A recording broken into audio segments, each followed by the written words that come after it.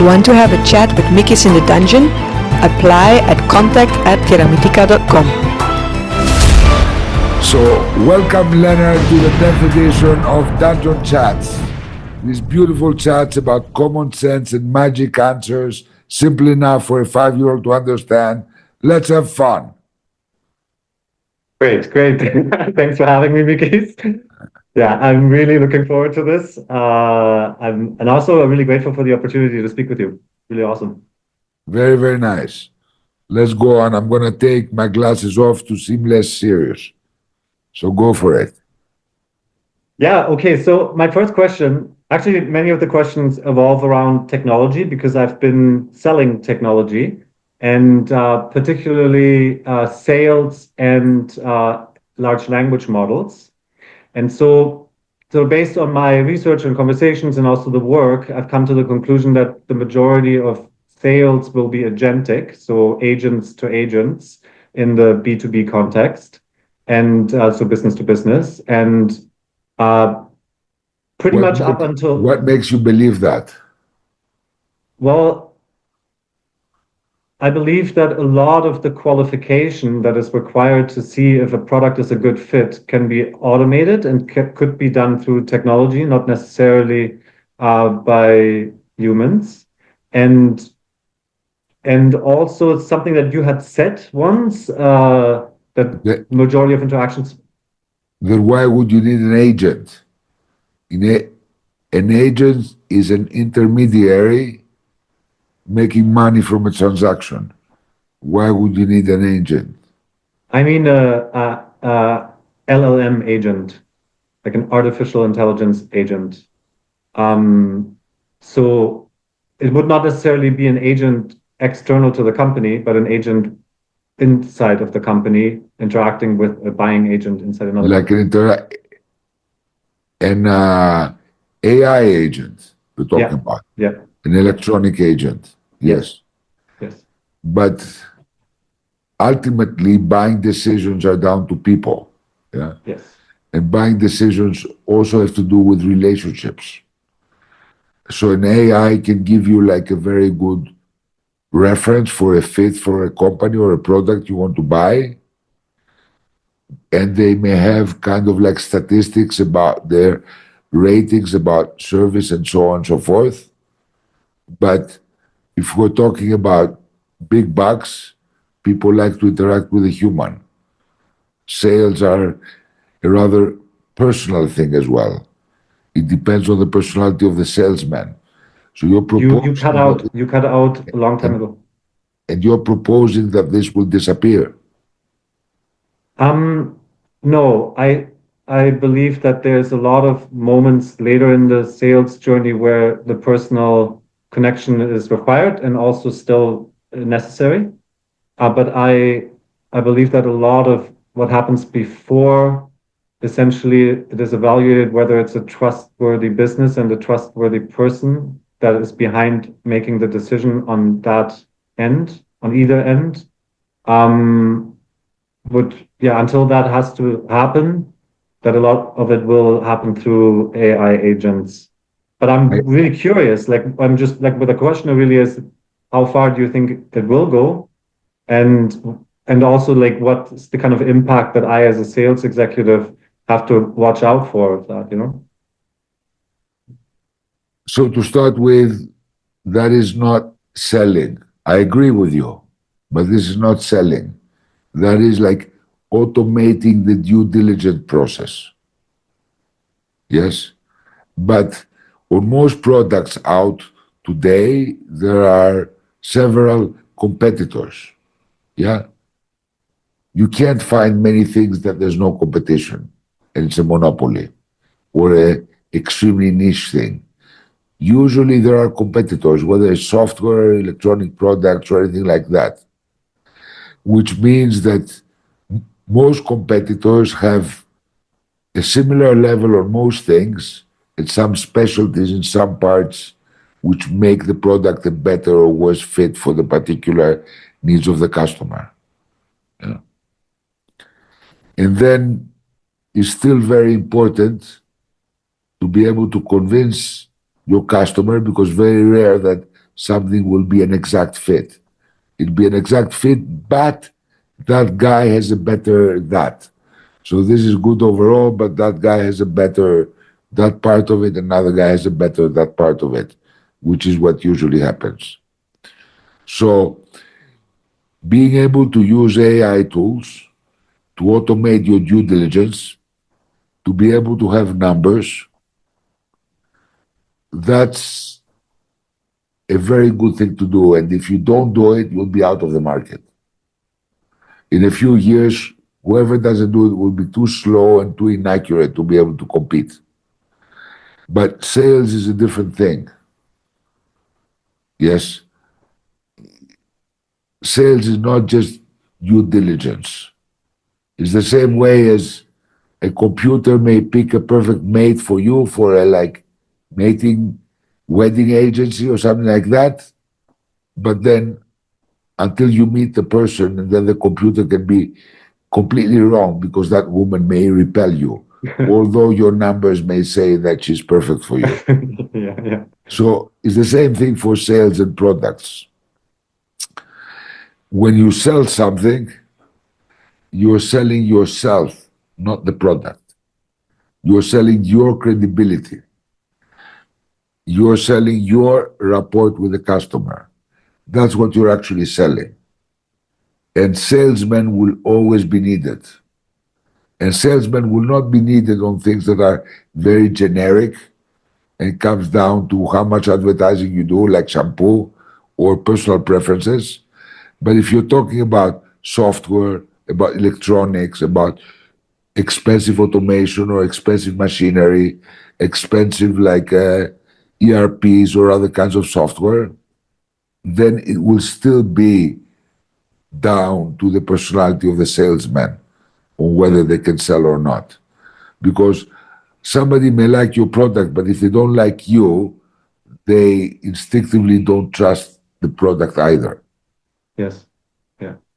So it's about the salesman being able to create excitement and at the same time project an image of reliability, like I'm going to take care of you. Mhm. So I don't think this will ever disappear. It will keep disappearing for smaller and smaller and cheaper things, where everything is about how much exposure you have and how much you pay in advertising or how much you're talked about or how trendy you are. But if you're talking about big item things, it's always going to be down to a human being. Always. Because when we lose that, we will have lost at the same time all passion, all love, all interest in anything. And we will have become kind of like numbers and mechanical ourselves. And this will not happen. Mhm. Because we will have lost our essence and we're not going to do that. So yes, AI is a tool. Basically, it's not even AI. It's a language model, as you said. Yes. It just like gives you answers or gives you information according to its databases, but it's a learning system. So it learns from its mistakes. And the more data it has, if it's giving you a wrong advice, then it knows that, so it self-corrects over time. But it doesn't mean that it's actually any kind of like intelligence in the way that we understand it. It's flexible and adaptable processing of data. We call it AI here because it's trendy and we call it artificial intelligence, but that is not what is being sold right now.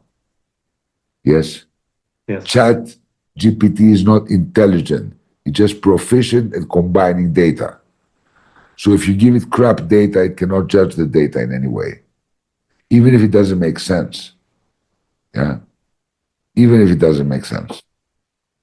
So you're basically saying that in the due diligence process, when it really comes to is this in place, is this criteria met? There it will be used, but alongside the sales person. In the due diligence process and in the matching process, the initial matching process, they will become the norm. Nobody will spend time doing this kind of research if it can be done in 100th of the time. Yes. And people will also be subscribing to outside AI that can do this for them and just pay a fee. They don't even need to have it in house, you know. So they can be renting this kind of like bandwidth, let's call it, of processing. But a salesman is much more than that. Yeah. People make bad deals with good salesmen, and good deals with bad salesmen are not made. Yeah. Instead. So yeah. Now, like I have been like there's a study that was recently done by Forrester, so I don't know how trustworthy it is, but they say that more than 90% of prospects now use large language models at some point in their buyer's journey. And so I've spent some time thinking about what the impact of that actually is, because of course the information that they have is then based on the information that's available to the large language model that they're using.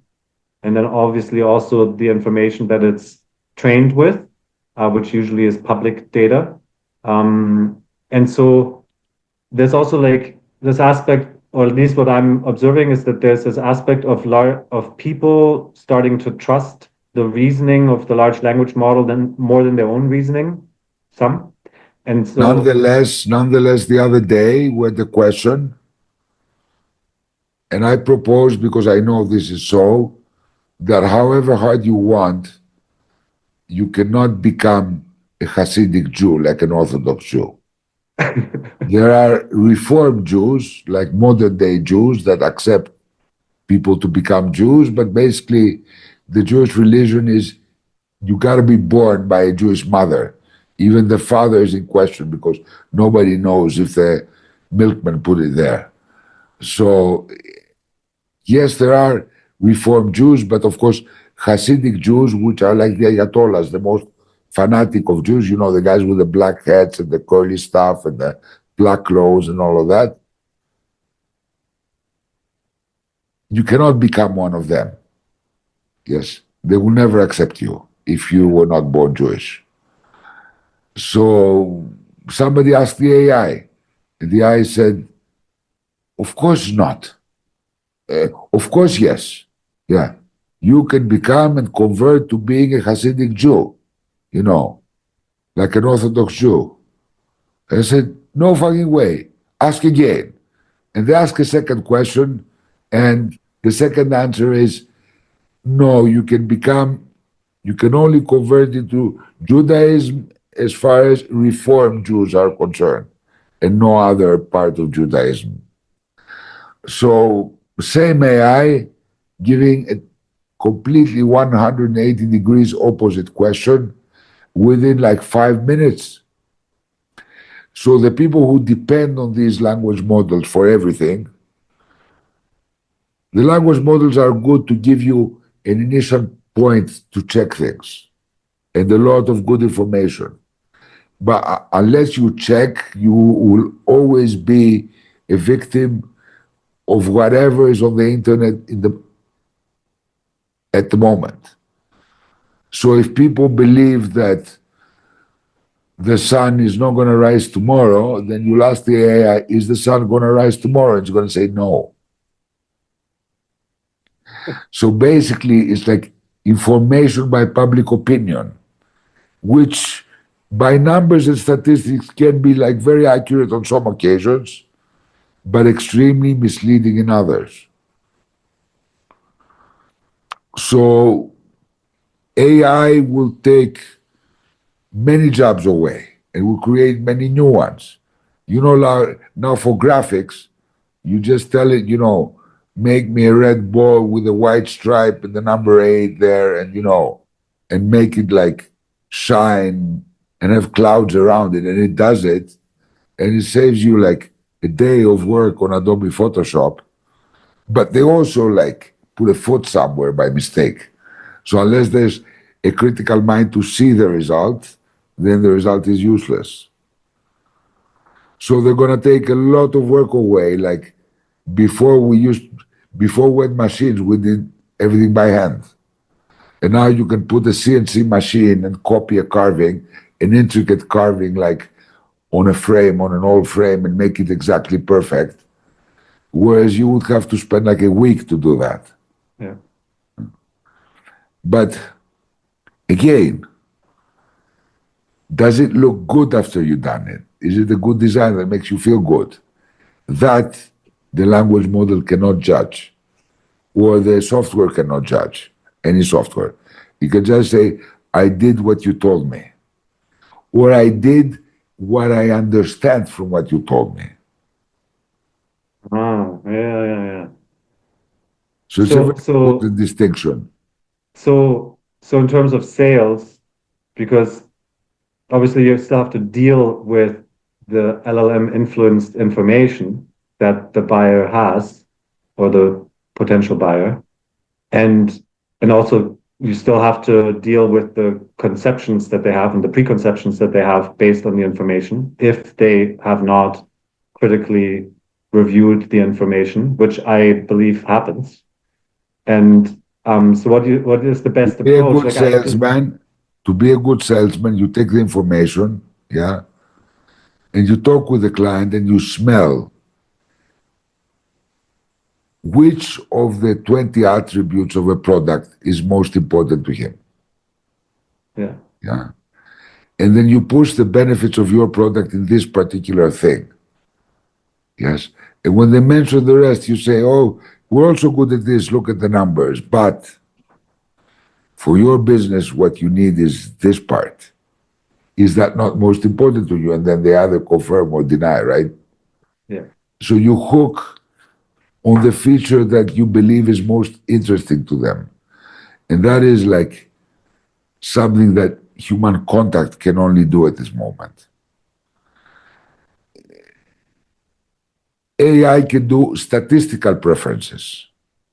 Yes.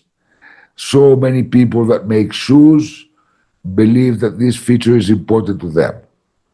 But there's somebody that is more important to him to like check the productivity of his workers, for example, more than something else. So he would like his software to be more flexible in that and to be able to put parameters. Another person is more interested in like material consumption. So they will put their interest in the product that gives them more information about material consumption. No statistical model can smell what the guy who makes the decisions is most interested in. Yeah. Because even among people I've worked for big companies, you get 10 people on a board and they're supposed to be on the same team, but everyone has a different agenda and a different thing. So you got to find out what's the agenda of the guy who decides. Yeah. And regardless of what information they have or where it's coming from, if it's LLM or not. Exactly. Exactly. Yeah. Great. They can disregard the deficit in your product. Because if you tell them, look, this part, we're developing and we're going to be better than the others. But what you need right now is these and these features. And in these, we're really strong. Yes. Bottom line, if you don't like, you can buy a module that, like a separate program that connects with this to do that job that we're not so good yet. But now, what do you need at this point in your business? What's most important to you? And then we're very good at that particular thing. And that a good salesman can smell out and do, and the AI is like millennia away from this kind of thing. And that's just a question of value, right? Like whatever function would provide the most value. Like where's the most pain? Well, do you and your friends value the same things in a woman? No. Like I had a friend when I was young who it could be the most beautiful woman in the world. If she had thick ankles, he could not even look at her. So a beautiful girl would pass by. We were young teenagers and stuff. She would pass by this amazing, beautiful woman, and all of us would say, wow, look at that. Look at the balconies on that. And then he would say, she's wearing boots. I don't know. Right. I have to see her without boots. So everybody, whether on a physical or like a character level, they value different things. Yeah. Some of them value more a woman that is more humorous and more upright. Others value a woman that, I don't know, is more serious and more responsible. Others like a rebel woman. Others like, a more compliant kind of woman. That AI can tell you statistics, but it can't tell you what actually is happening. An old teacher of mine in statistics said that statistic means that if you put an ice block on your head and you put your feet on fire, your navel is perfect temperature. Yes, it is, but you're burning and you're freezing, right? So salespeople will always be powerful if they're good. And they need to be using the modern tools at any given time in history. Yes. If before like 30 years nobody even thought about Instagram or things like that, and we were advertising in TV and in the radio and billboards, if you don't move on and understand that, nobody watches TV anymore to the way that we watch YouTube and Instagram and Facebook and so on and so forth, then you're left behind. So obviously you always must use the tools of the moment, right? Yeah, so it just remains a feeling game and like instinct game too, right? Like because I always feel like when I'm most successful in sales, it's just feeling what's going on and digging deeper where I feel like there's a trail to the pain of the prospect. Obviously. Yeah. Great. Like, since large language models were such a huge invention with so much impact, I'd like to know what if there's certain technology that you foresee like this in the near future. Look, it's obvious that we will be going more and more virtual. It's obvious that in the future, voice command will be everything. Like you say, Alexa, do this, it'll become perfected. It will not have any mistakes. So you'll be able to speak to your appliances, that's for sure. Yes. It's obvious that for security reasons, face recognition, biocharacteristics, they will become very important for like security and safety. These are fields that are like standard that they will increase exponentially. They will be needed because you see, the more this thing spreads out, the internet and all of that, the more hacking, the more frauds there are, the more bugs and the more things like that. So that will become very essential. Even like in banks, like the other day, the bank here advised me that somebody's drawing money off an old account that I have, and they alerted me and I blocked it. Yeah. And now they're going to give me my money back that somebody has spent somewhere. But this kind of thing happens all the time, even with like multi-hexadecimal like codes, like with they're still hackable. Everything is hackable. So this kind of technologies will become very, very strong in the near future. AI, obviously, as a tool, will be in everything, everything, from stoves to fridges to everything. Yeah. So your fridge will be like evaluating how all the food is in there and how soon you gotta eat it, and it'll be able to make like a menu for you to use everything that's getting old, and all this kind of shit is like once in a while somebody will be bringing something cool, and then everybody will be copying, and then it will be in every fucking appliance you can imagine. Yeah. So things like taps that regulate the temperature of the water when you approach them, so they know that you like it hotter than your husband, and then so they make it colder for him, the shower hotter for you, and they know exactly the temperature that you like.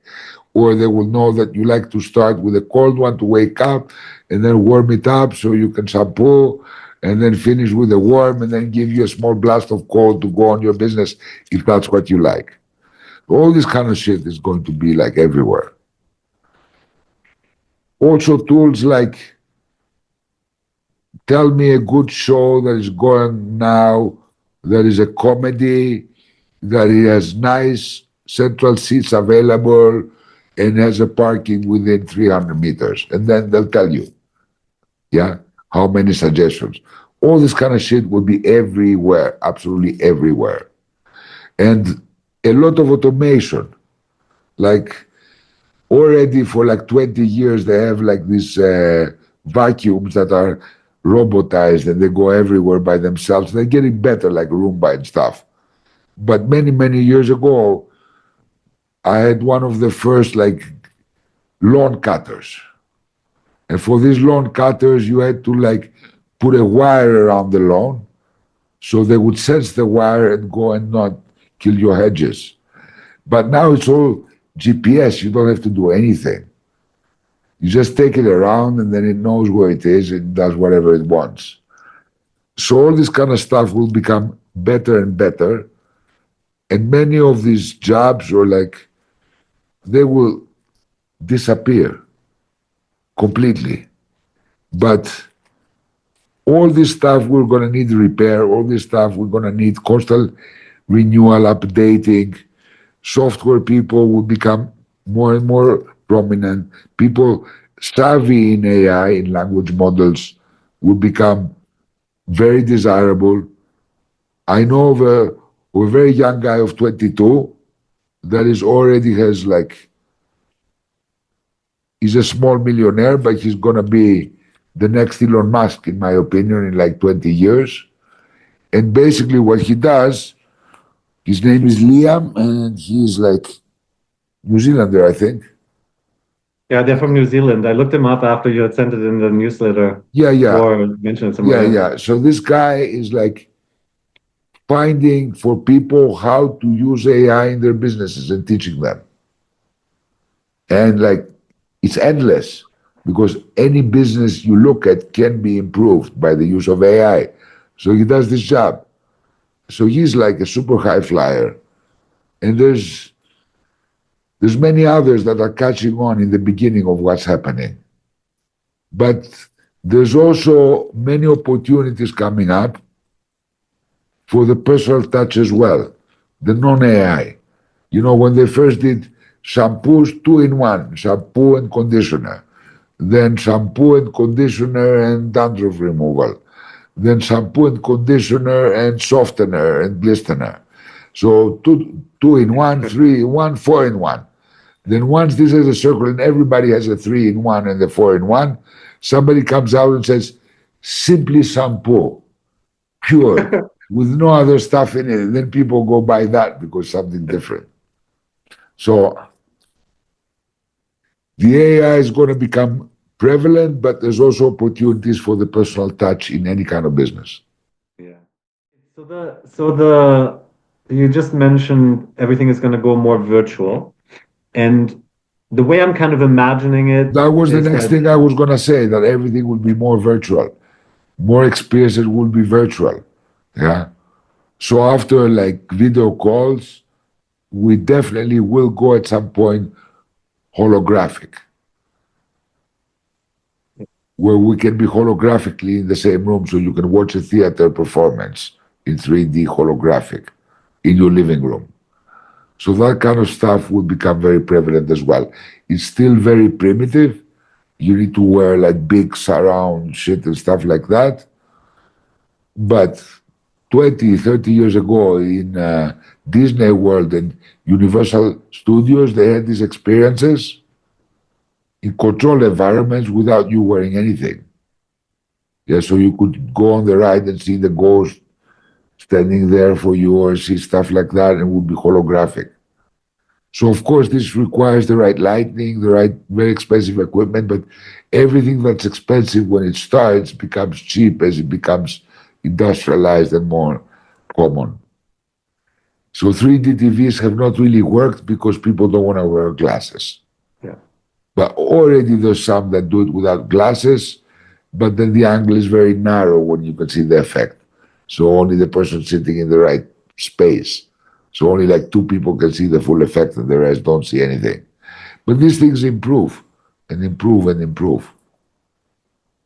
Now, if more like one thing that concerns me is like it concerns me more for myself, not for the world, but is that when everything is going more virtual, then more of life will happen in virtual spaces where Yes, people are not in the same space with each yeah. other. And so what is like, and also people will be less connected with nature in some way. Not necessarily, but most likely. And so I'm like, what's the best way of like ensuring that you still connect with nature and that you still like really connect with people if people actually develop preferences to not to? Then you choose the ones like you that prefer to instead of not Okay. to. Okay.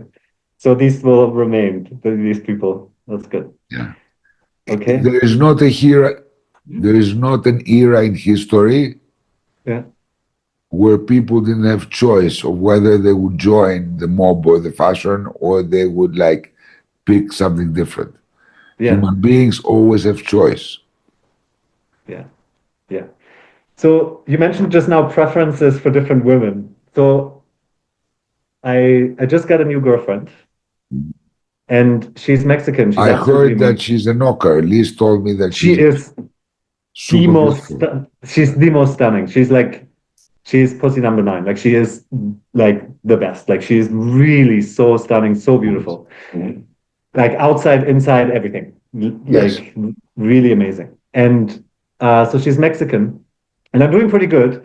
But I'm also like, I'm curious of like what you would advise and how to deal with Latin women best. Like she is super possessive, which is really awesome. Like meaning like possessive in a way, she wants a man to be hers, and she is like she's also super communicative and she feels a lot. Yeah, but there's also like parts like energy that I just like have in the past had challenges with dealing with, like not from a not I don't feel like I'm freaking out or anything like that, but like where like I want to engage with that energy more and that passion Give me more. an example so people understand. Give me an Yeah, so example. like for example, when we're intimate, sometimes she goes into this like where she's like grabs me, and there's this like a lot of passion that I've witnessed in Latin American women before, and it's like a really high level of intensity, and sometimes I have difficulty like matching it or like really engaging with it fully, like really letting the animal in myself out, and so I'm just like curious of like what's the best way of handling Latin American women because I want her to really live this out like fully with me. You let her sometimes, and then you make sure you become more intense and more domineering some other times. Okay. So you give her a space to do that, and you also take your space to do the exact same thing back to her. Like grab her, turn her around, and like fuck her Yeah. Yeah, yeah, good. That's been work. and That hold is her has been down. working Yeah. whenever I've done that, so that's good. Yeah, great, great, great. So she likes to Good. do that. It'll be good for her to experience it from your end as well. True. Very true. Um, so so I live in Ireland, and so I've been here now for like 9 months. And sometimes, some of it might be me being judgmental, but I also, there's something about Irish people where in some ways they have, because of the way they have developed and the society has developed and the culture has developed here, I feel sometimes they're like a little backwards in some ways. And Like in what ways? like I find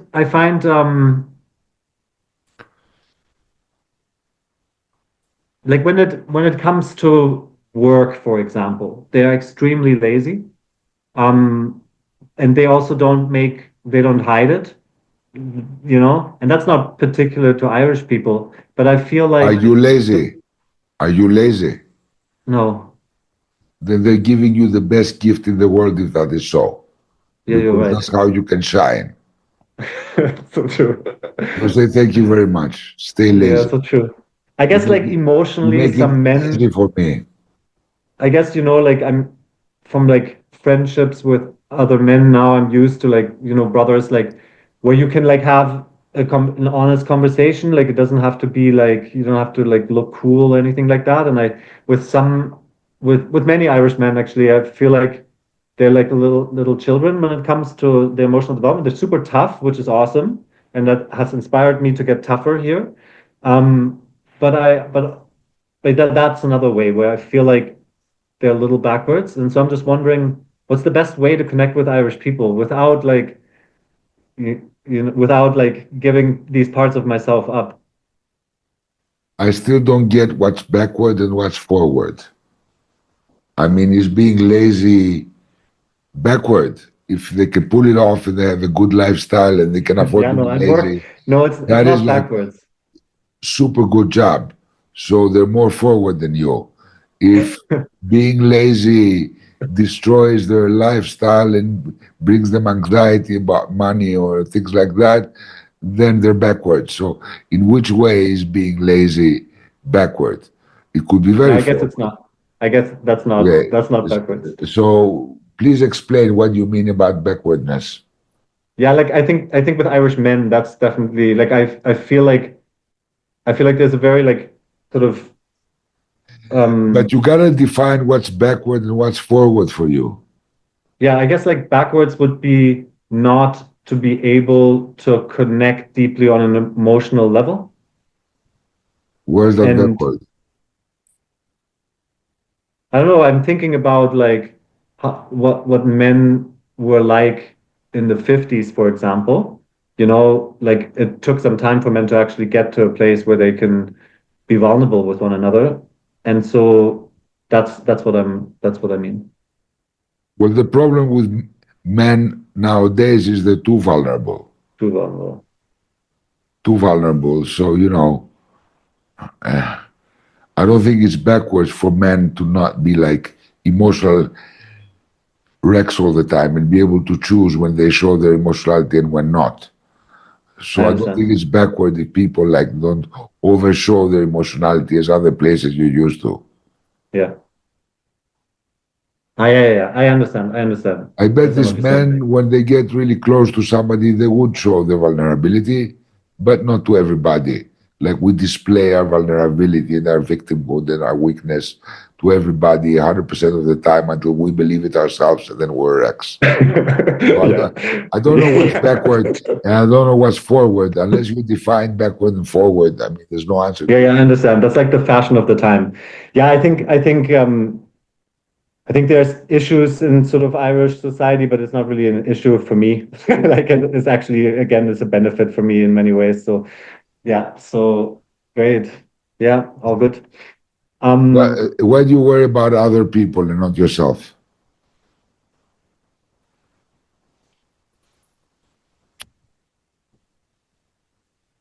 You're basically saying to yourself, I'm not connecting because they're backward and they don't like to connect. Instead of finding why you're not connecting and how it's your responsibility. Because as you well know, if it's your fault, you're powerful. But what you're doing now is saying it's their fault that you're not connecting. Maybe you're not feeling at which place they want to connect.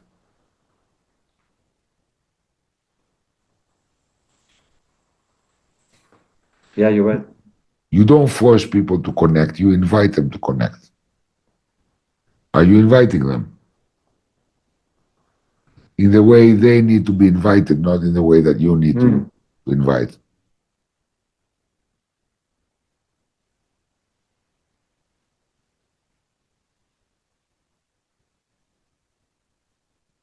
No, I think that yeah, actually I feel this like I think I kind of I didn't yeah, no, I gave up on it somehow that like that's just like a challenge. It's a fun challenge, so I don't understand them fully. Like I don't really get them Well, then and get them. get them. Like you mean like learn about them, like really. We'll find out their beliefs, and then you'll know who they are. Anyway, next question. Okay. Okay. Long pauses are not good for podcasts. Yeah, that's very true. You know, so I played in the dungeon with you guys when I was at Hermetica, and it was absolutely phenomenal to have Andy being the dungeon master because there was like an approach to where it's really like you play the best version of yourself in some ways, or like it was encouraged to play the best version of yourself in your character, or a version that you aspire to or that you love and is very close to you parts of yourself. By the way, I find an opportunity here to give a message from our sponsor. What you're seeing is our Citadel Fury, which is like full of sculptures of characters, and we play role-playing games here like Dungeons and Dragons and Pathfinder and so on every Saturday. But it's also available because we're organizing RPG in the Jungle sessions. That people come and they can have a nice holiday here and play games here in this room with game masters from the United States, from Canada, from other places, and have great adventures here in our jungle full of waterfalls. And what a better game room to play than what you're seeing. So that was a Amazing. message from our sponsor, like an ad. So you can keep going now. Um, yeah, so I felt like every time going into the dungeon and playing my character, like it made me proud well beyond just the character that I played in the game. And I felt like parts of me I could develop more as I would be putting more life into the character. And so I'm like, so now I've been on the lookout for a Dungeons and Dragons group here, and I have one that has invited me to come and join. And so I'm curious, like I know that like I obviously won't find an environment like that so easily here, but also I want to like use the transformative potential of the role play more. And so I'm kind of like hesitant in some ways because there's also like the majority of players here are nerds. And so I could just go out like, out of my comfort Everybody zone. who plays this kind of shit is a nerd to some level. But first of all, you can contact Carlo, who's a game master in Oh, he Ireland. is. Yeah, yeah, yeah. But most importantly, you can like role play in your life. What's the best lover you can be? What's the best employee you can be for your company? And actually like embody this character that you invent as closely as you can, and fake it till you make it. The more you behave as the character you want to be, the more you are the character you want to be. So you can play RPG in your life.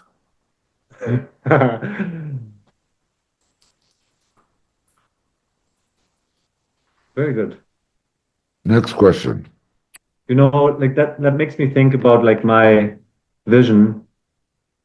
And it's like more, it's not actually a question about my direction, but it's more a question about, like Selida, for example, or not for example, she's a woman that I could really see myself spending the rest of my life with. Like from what I know about her so far. And so sometimes like I feel like I want to like show her that, but at the same time not scare her away. But whenever I have shown her anything like that, she absolutely loves it.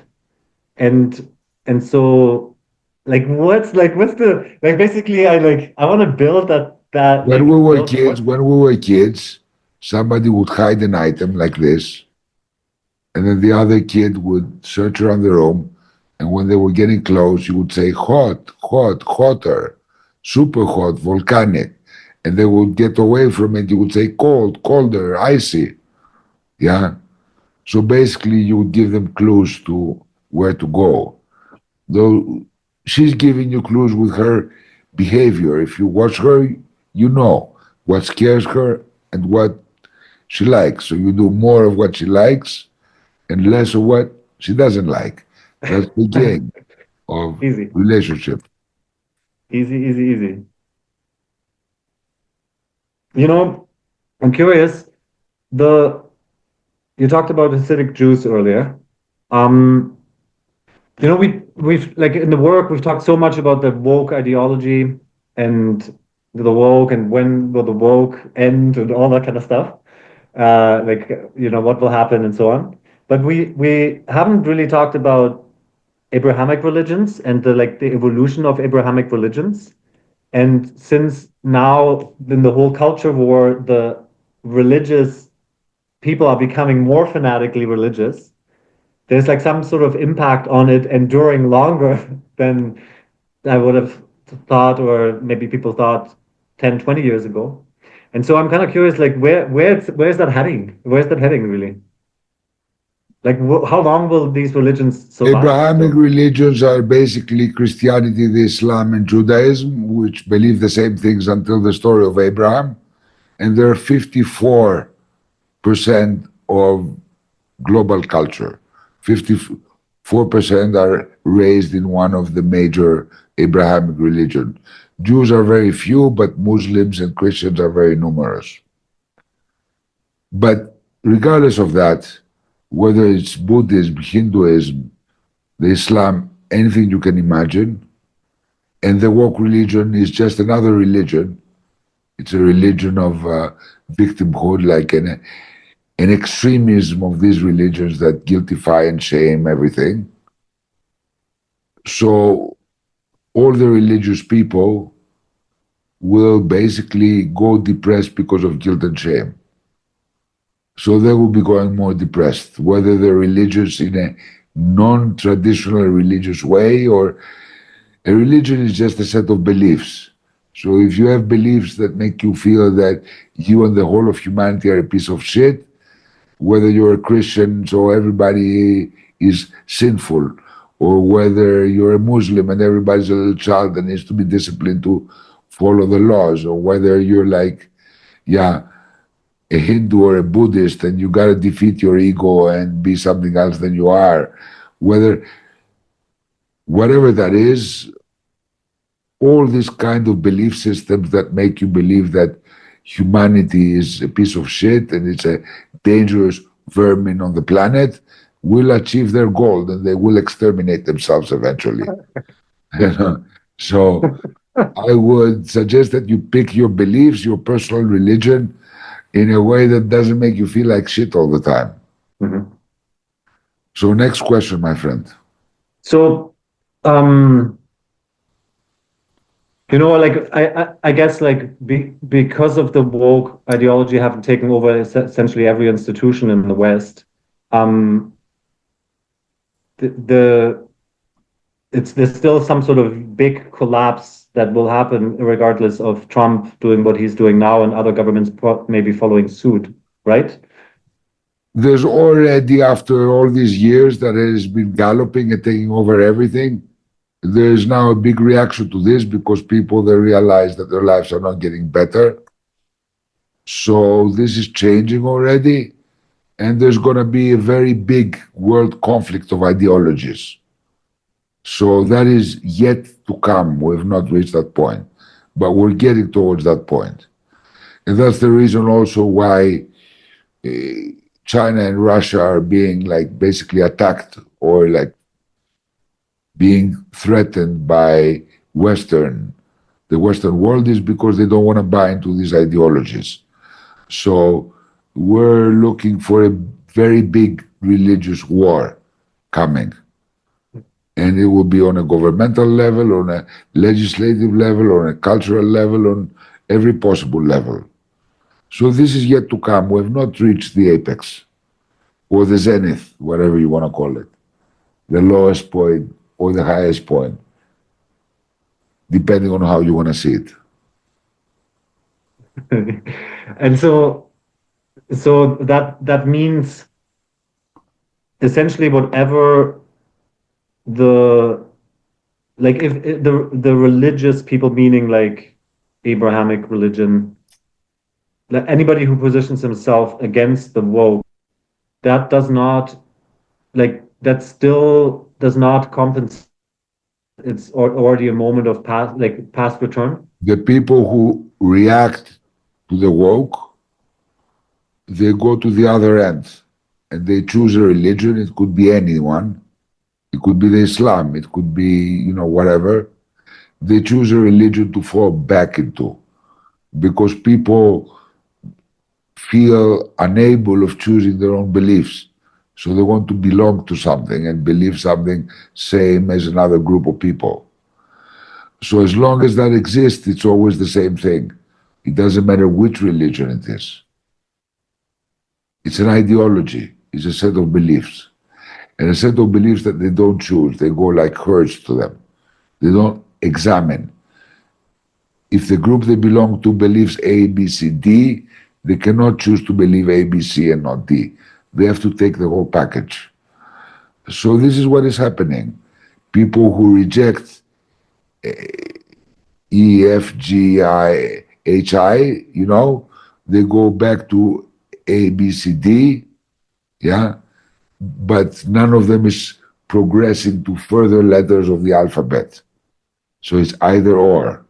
And this is going to cause a big conflict, but it's also not going to cause a resolution, because the answer is not to go back to like old religions and not to go with the current one, but to actually like invent new ones. Our religions are thousands of years old, and the woke religion is some decades old, but it's been progressing. But it's also an extremism of the like Christian religion. Love everything and save everything and do everything and and so forth. So we have not yet progressed to further letters of the alphabet. We're still fluctuating between the same letters, like different facets of the same coin. So this is yet to come, but this is evolution.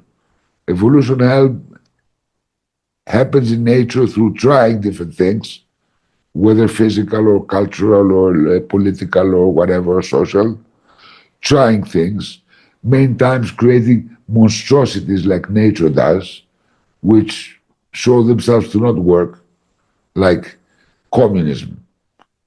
It became super big, half the world wanted to be communist, and then like it failed and it fizzled out. And now there's new versions of communism, of the same thing. All of these religions, every single one of them, are about one thing, about viewing the world how it should be, ideally, rather than how it is. And that's like the whole thing. So until we start looking again at the world how it is rather than how it should be, ideally, so we're all angels, then we're all going to be the same barrel of being unsatisfied with ourselves because we never measure up to this ideal of how we should be. Yeah. And actually, it's really great the way it should be, the way it is, I mean. Exactly. So it's all the same, Leonard. Yeah. It's still not resolved. But don't run to the future. Every step of the ladder is an important step, and there's things to learn. Why you want to jump like to a different ladder? Stay the ladder in the era that you live in. That's where you live in, and try to get the best of it. Yeah.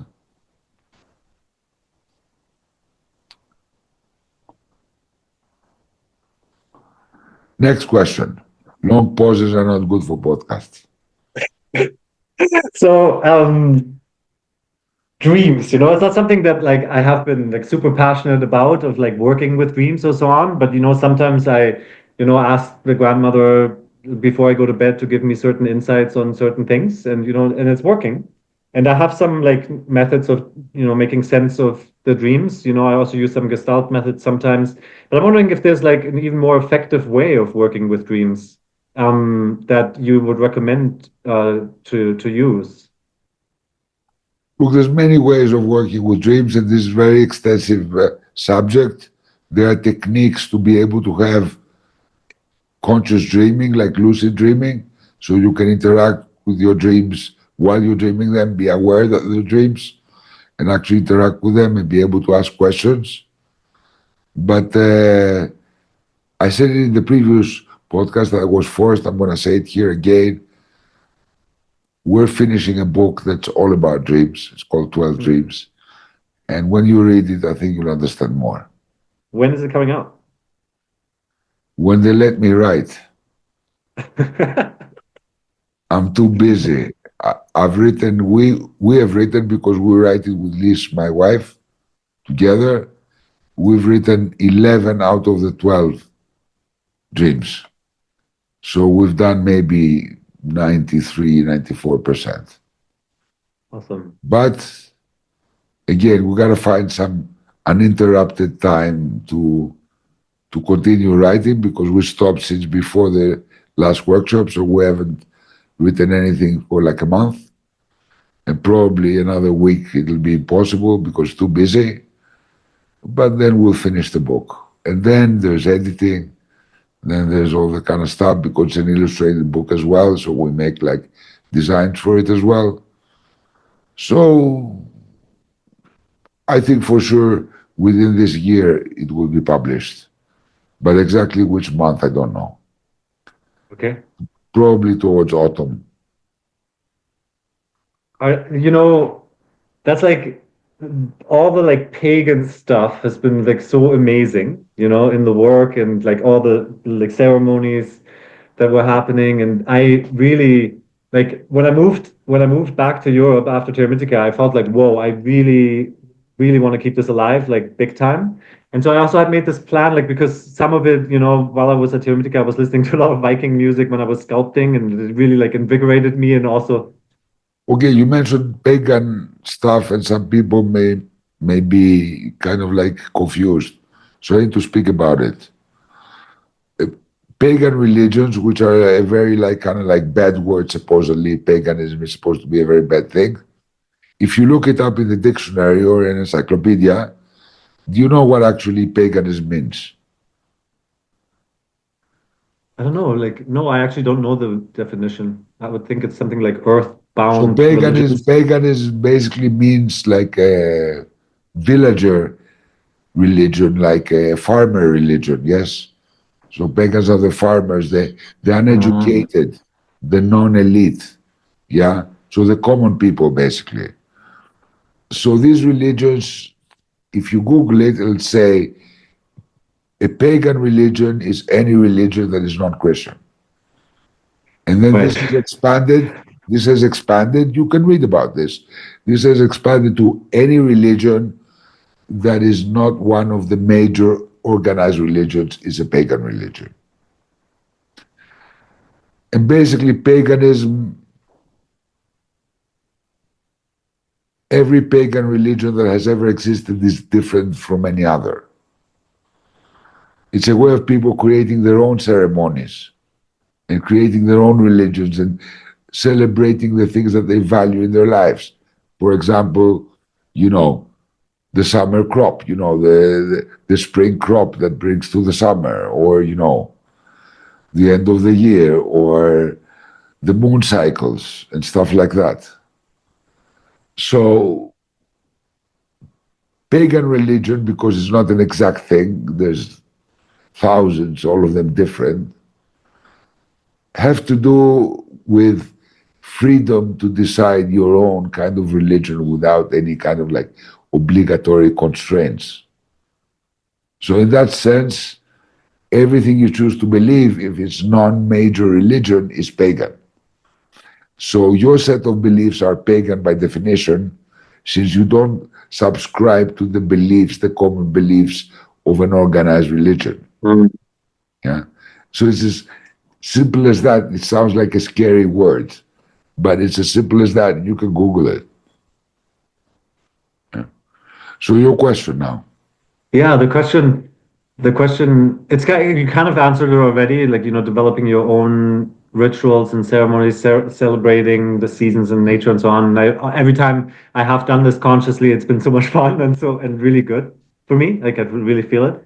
But I'm wondering like how to, you know, so one idea that I had, for example, of like developing or like organizing like a festival with pagan music and not nothing big, but like But getting what is people together. pagan music? What is Yeah, I mean, pagan? like for example, a lot What of the is pagan Viking. woman? What is pagan music? Is it like Celtic pagan music, which is where Ireland is and Scotland and shit like that? Is it kind of like Druid religion from France? Is it kind of like shamanic religion from from Mongolia or Curandero, kind of like nature-based religions? What is pagan music? Do you know? Yeah. Yeah, like I mean, what I was referring to is some of the like Viking inspired music that has been produced in the You last want to decade. make pagan music right now, your own. Sure. What's your favorite food? My favorite food is pizza. Pizza, okay? Yeah. So if you go and say, yes, thank you, God, for pizza. It's so great. I love it. Oh, this melty cheese. Thank you, God, for tomato sauce. Thank you for the pepperoni. Thank you for this great dough. Thank you for the wheat that gives us all this beautiful flour to make Oh. pizza. Pizza, pizza. I love you, pizza. Thank you, God, for pizza. That's a pagan song. That's a great song. So, what's pagan music? Yeah. I Pagan guess like music, pagan music is any kind of music that celebrates the beauty of nature and our nature and the things that we like. And that's pagan music. Not the things we should like, but the things we actually like. Yes. yeah, very very good. Like I think the question is answered because I think it was how to connect best with that or how to but I think that's clear, you know. I can just find people that do exactly that and You want to make a pagan festival because kind people of, have yeah. the wrong idea about pagan festivals. Okay.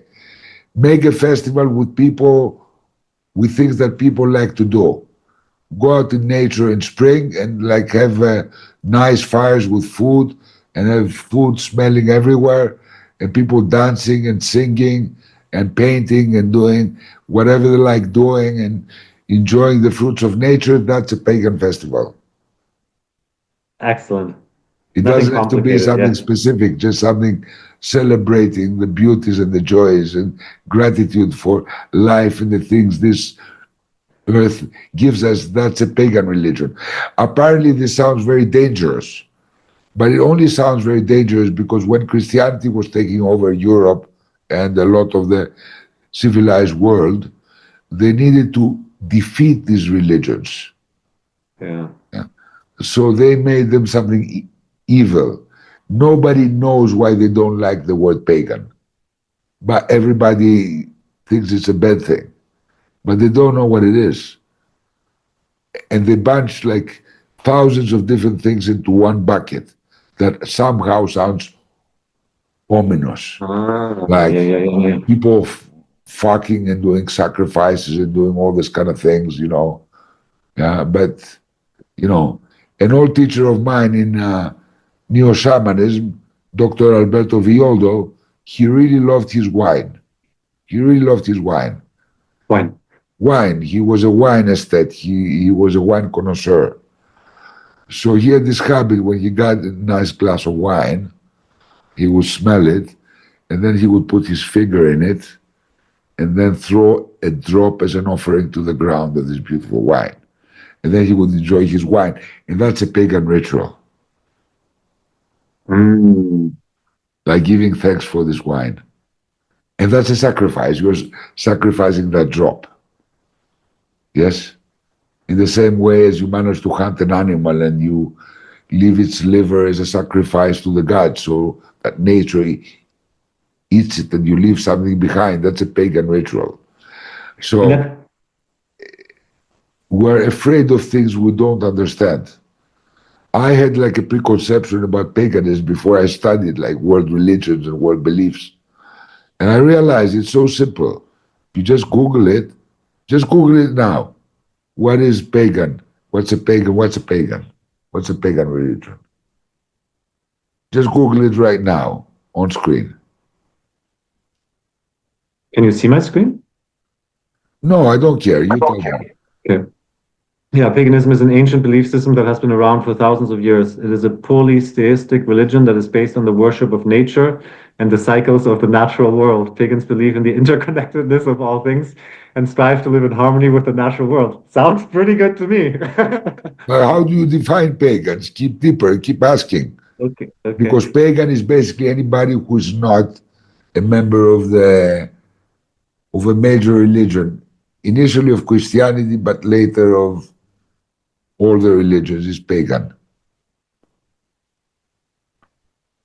How do you define paganism? What you said is in the scripture. Yeah, paganus had come to mean of or relating to the countryside, country dweller, villager. Exactly. By extension, rustic, unlearned, yokel, bumpkin. Exactly. So it's what the intelligentsia looks down at. People who don't sit somewhere and just theorize, but actually people who live off the land. Yeah, these are pagans, rural people, uneducated. Yes, not like Marie Antoinette, who is in her silks, but actually villagers who produce her food and produce her furniture and all of that. That's what pagans are, like normal, everyday people.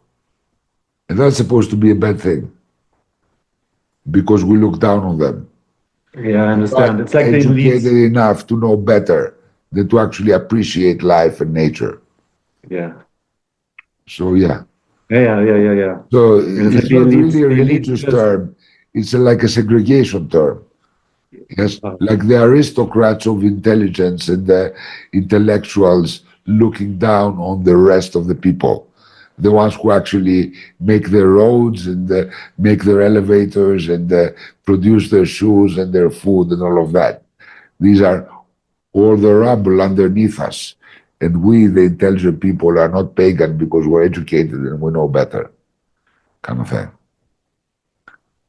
it's like totally part of the common ideology now. Yes. Yeah, So, interesting. next And question. yeah, like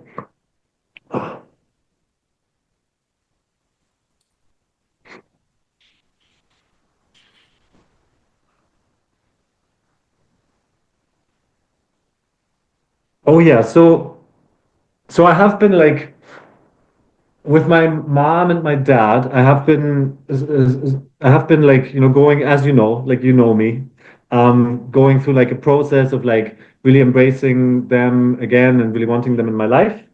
And it's also been really nice. But then there's also more recently, I just felt like it would be good to be more distant with them, or not really reaching out, and it was doing me well, and it's still doing me well.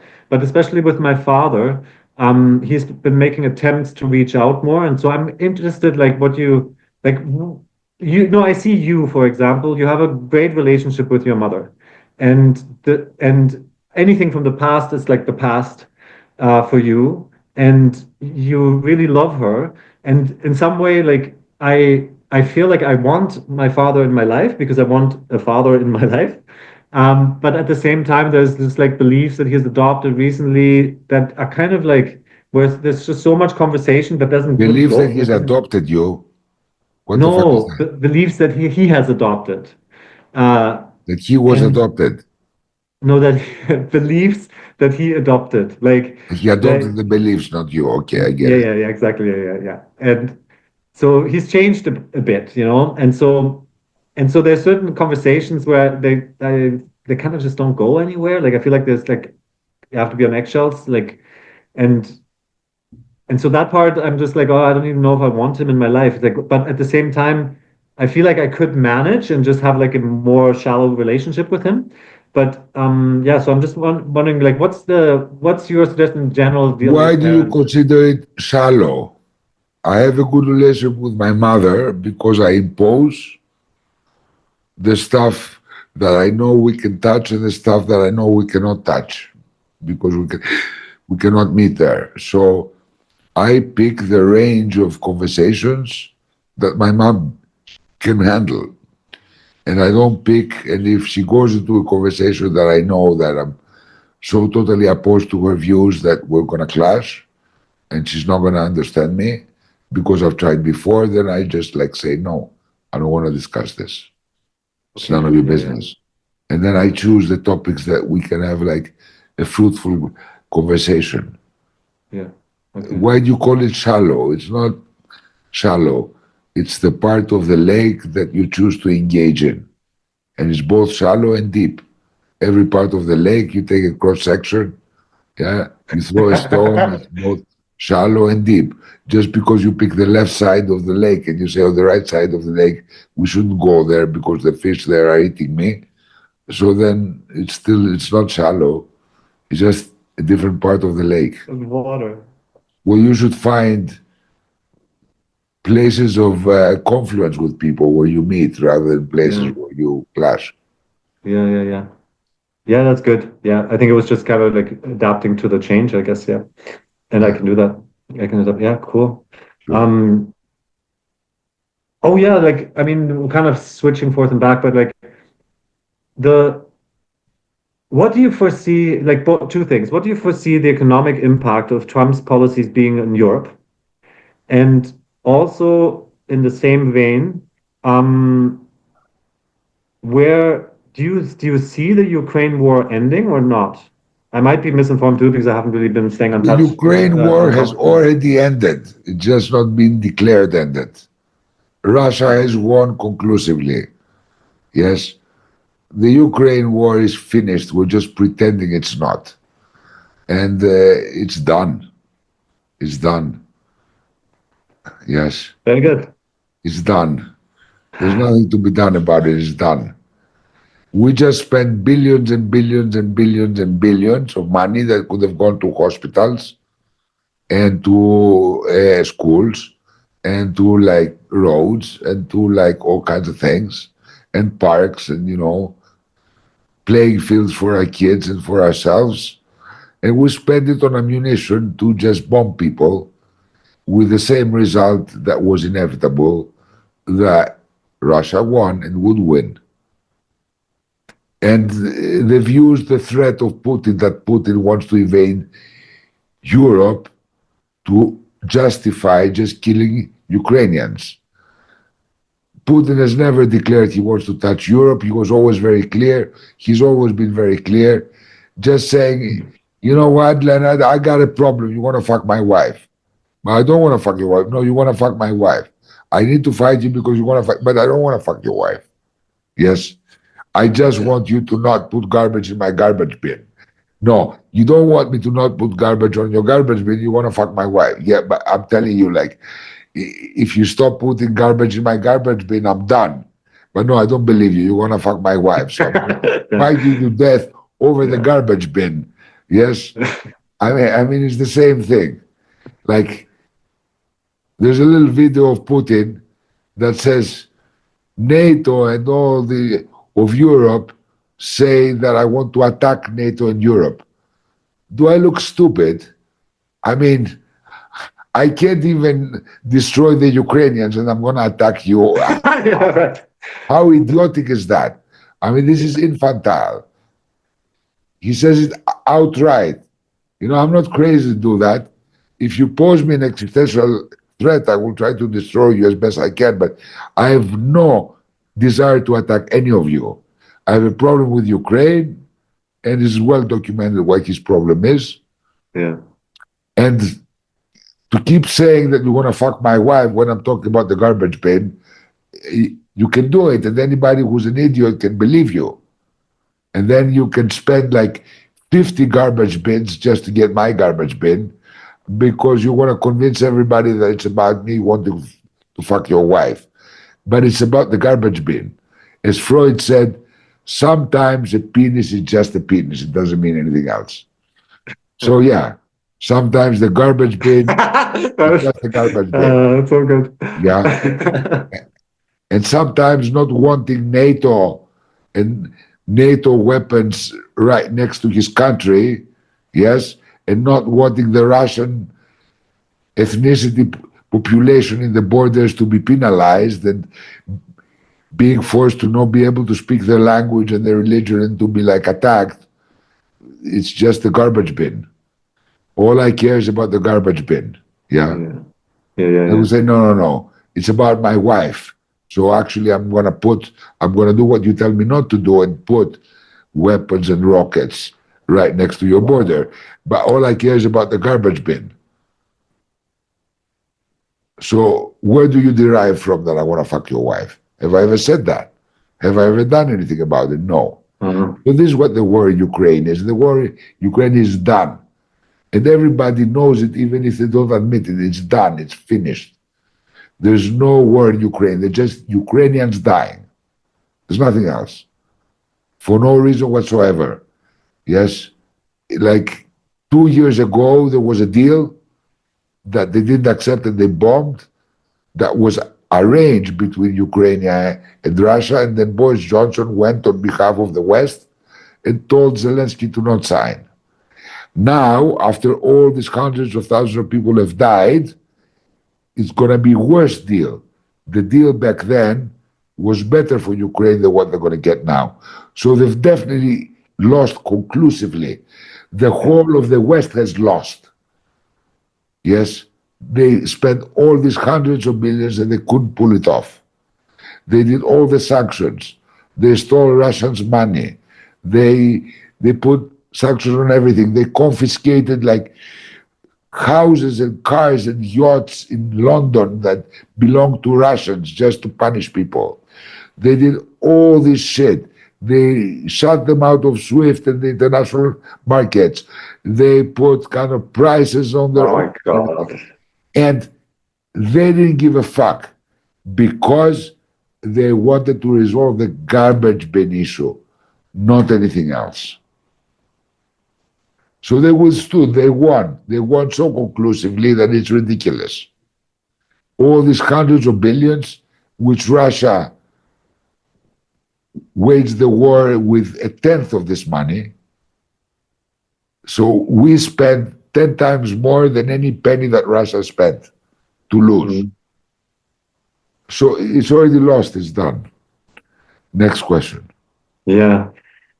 You know, I've been doing lots of martial arts since the first workshop, essentially. And did karate for a long time, and then I switched to Muay Thai, and then I started MMA. And I love it a lot, a lot, a lot. And so having been in MMA classes, there's many people that practice MMA to fight, so to compete in fighting.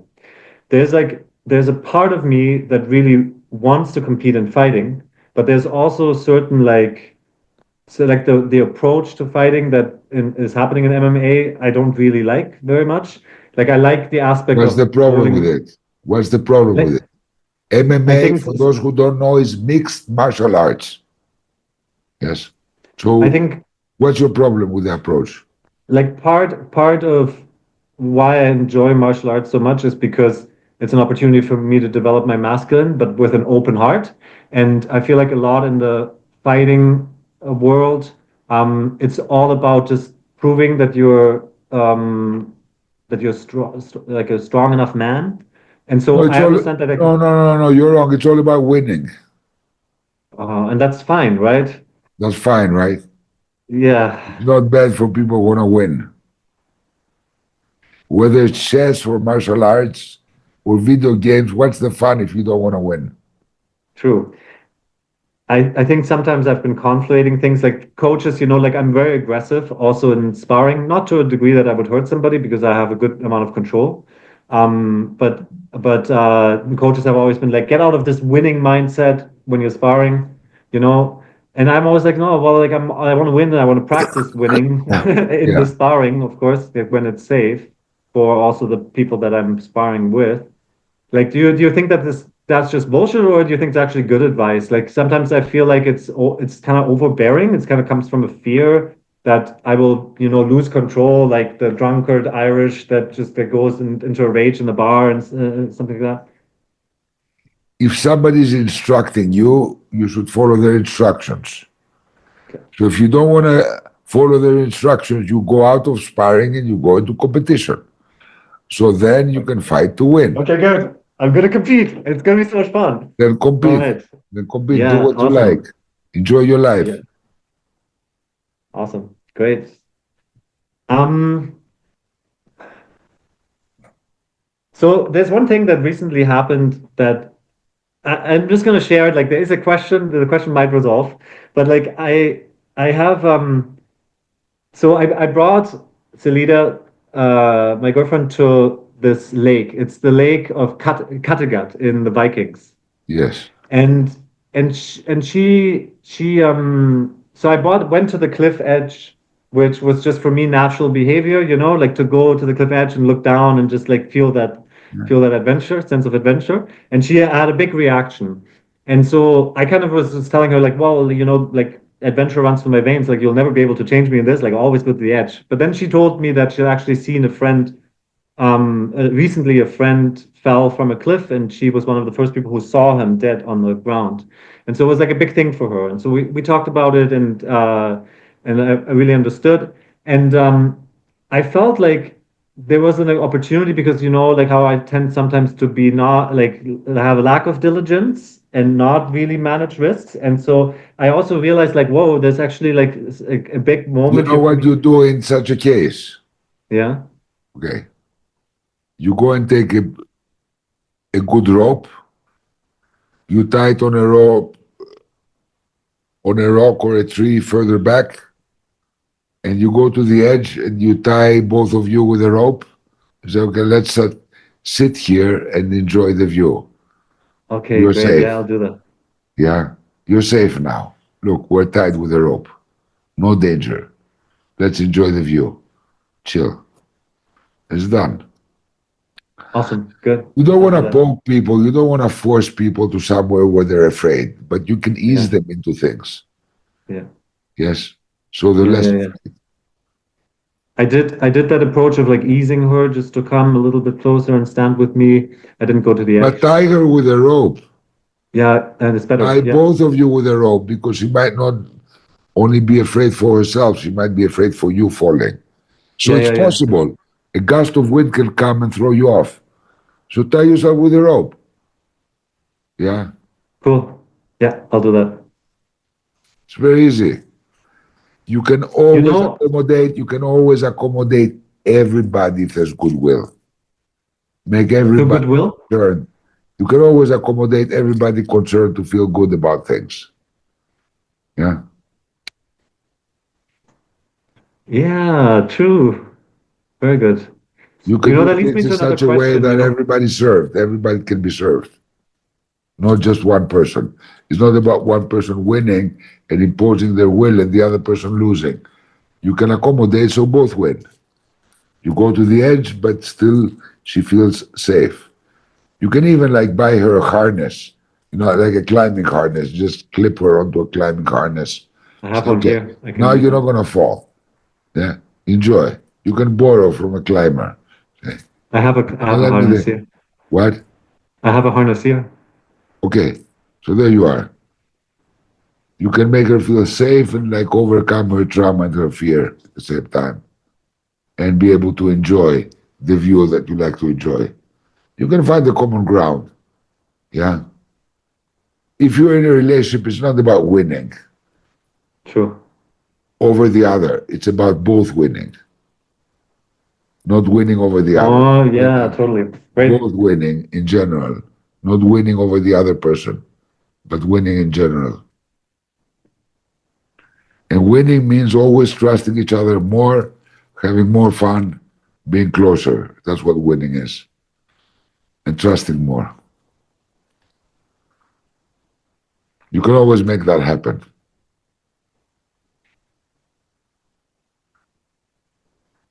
Next question, Oh, my friend. it's so, it's so nice. It's really so nice with her. There's a couple of things. Like I feel right now like dancing is so amazing. Like I'm enjoying it so much. I've been dancing bachata on Sundays and I'm Yeah. also getting better and I dance with her and it's extremely meaningful to her. I love you to death, Leonard, But but you no, got to ask boring. me a question because, people who don't know you don't give a flying fuck That's true. whether you enjoy dancing.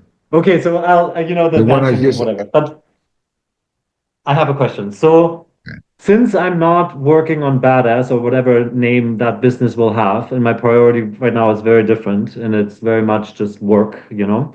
I'm I feel sometimes like I'm not getting enough of that, like being like, you know, when I was in Austria, I was running, you know, the club and I would go on hikes with people. I've been trying to like find groups here that I resonate with, but I haven't really found people.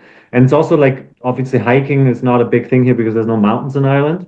There's other activities, but like how do you suggest going about it best? Like there's also a part of me that just wants to organize people to get together, you know, but I feel like I can't do it because it's gonna distract me from my intention. Yeah. Well, you're distracted because you should see every part of your life and every stage as a video game. So now you say you're more interested in working, like creating a home, creating a stability for yourself, and so on and so forth. So see that as a good game and make that happen and organize the world around it. Yeah. And then another moment in your life will be a moment to pursue something else. You're distracted just by thinking like this.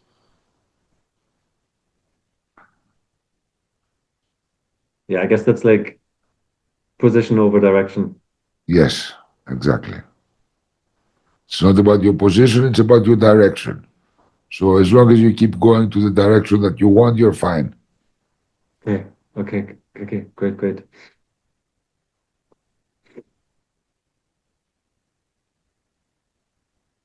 I don't have any questions anymore. Very good. So thank you, Leonard, for your beautiful questions. And anybody who wants to have a dragon chat with me, they can apply and have a great time. And I enjoyed having you here. Want to play RPG in our dungeon? Would you like us to make you a small, medium, or huge custom-made sculpture?